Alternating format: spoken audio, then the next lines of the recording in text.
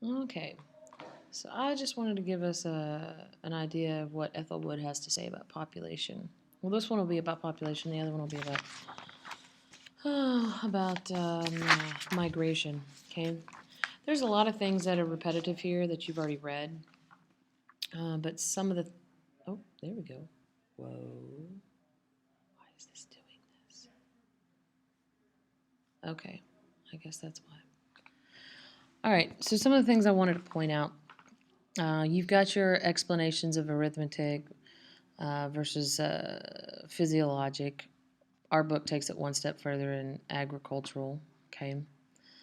The other thing that it mentions here, one of your words that you have to know is your carrying capacity, the number of people an area can support on a sustained basis, which means over a length of time, not just periodically. Okay. Um, and then the other piece, it's always good to go back over and look at your population. Um, the shape of the country's population pyramid affected by many factors. That's why I underlined this, including the level of health care available, the impact of war. So you can see, I know third period has gone through some of the pyramids in the packet that I gave them. Fourth period is not. But anytime you have a bubble on the male side, it could mean a plethora of things. It could mean that there's workers coming in, depending on what part of the world you're in. If it's oil, then there's definitely going to be immigrants coming in. Ravenstein says that your most likely immigrant will be a male. So much of that has changed. That's the difference between the immigrant and the refugee. Refugees could be just about anybody who's going to be displaced because of economic, cultural, or environmental factors. But immigrants, if they have the opportunity to migrate and make more money and send it back home, are typically going to be your males. So that can also give you an idea of what's going on in a country. And if you have a lack of males, then sometimes that means that war has taken the males out because they are the ones that typically fight wars. So just kind of talks about your four different groups, your world's population concentrations. We've already discussed that.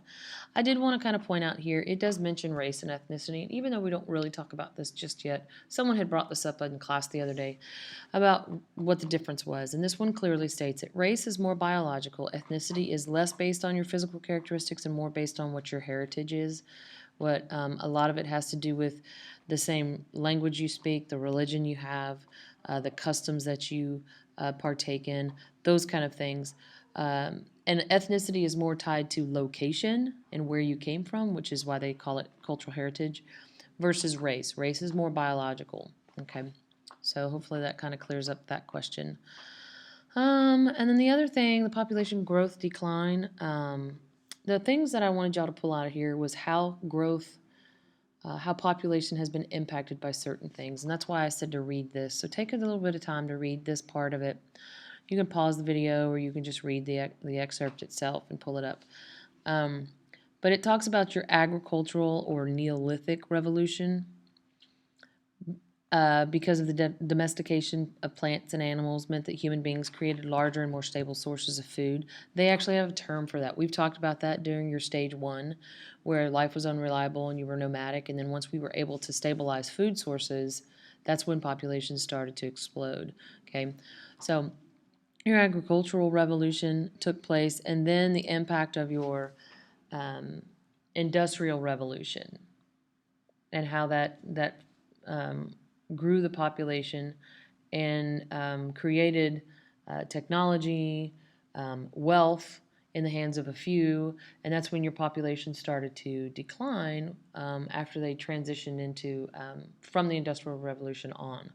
So just kind of pay attention to those things. That's why I highlighted them here. And it talks about your population explosion and what your rich nations are doing versus your poor. So here's your axis of population and here's your axis of time. Okay, and then it talks about good old Malthus or Malthusian, however you want to pronounce his lovely name. And it talks about your exponential growth versus your linear growth, and that's essentially what he was talking about. Don't let the big words fool you, okay?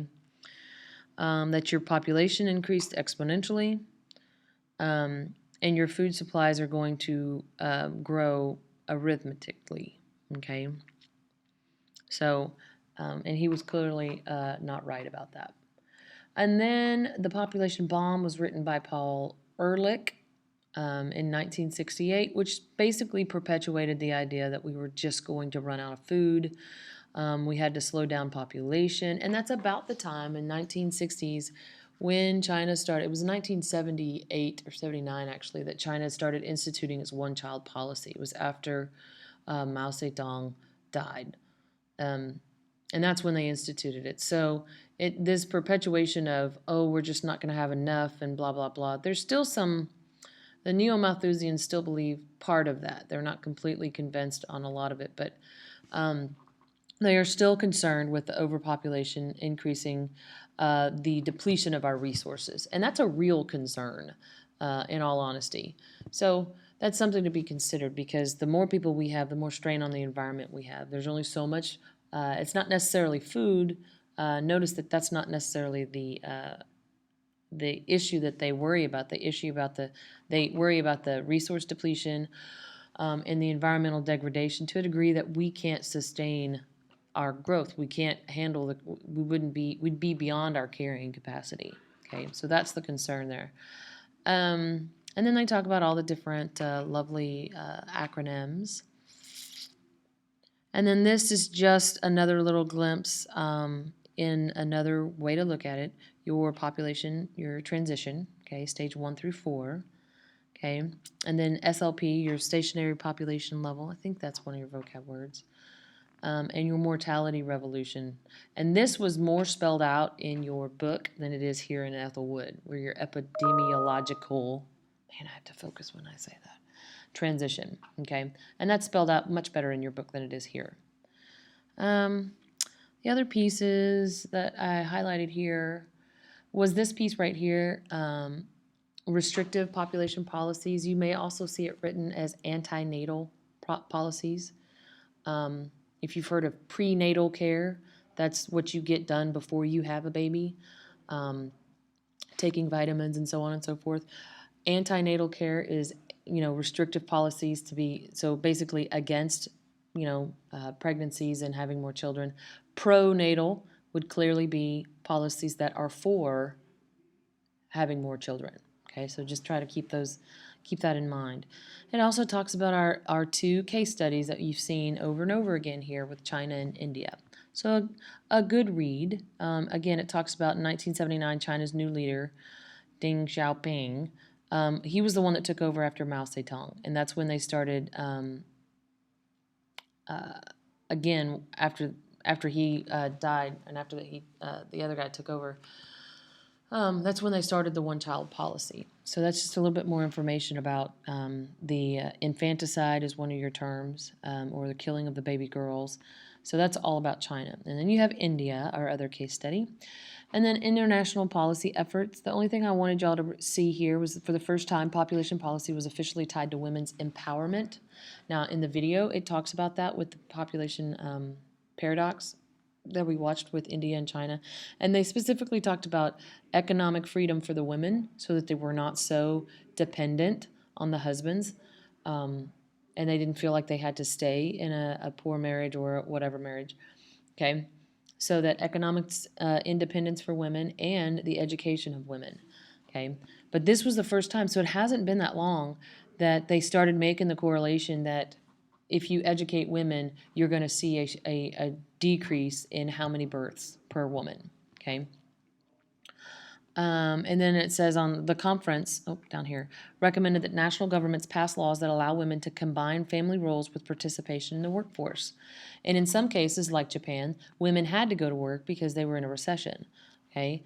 And that's really what's changed the lives of so many women, knowing that they could do something different, as that woman said in the Japan section of that video, that women realize they can do something different than just stay at home and take care of their kids. Not that that's a bad thing, but that women have other options. And then they talk about immigration and emigration, and we're going to stop there for population because this is more about migration. So I'll make another video that has my thoughts on this. I do like, I'll just say this, that they spell out more of what Ravenstein's laws, quote-unquote laws of migration are. So anyways, but we'll get there on the next video.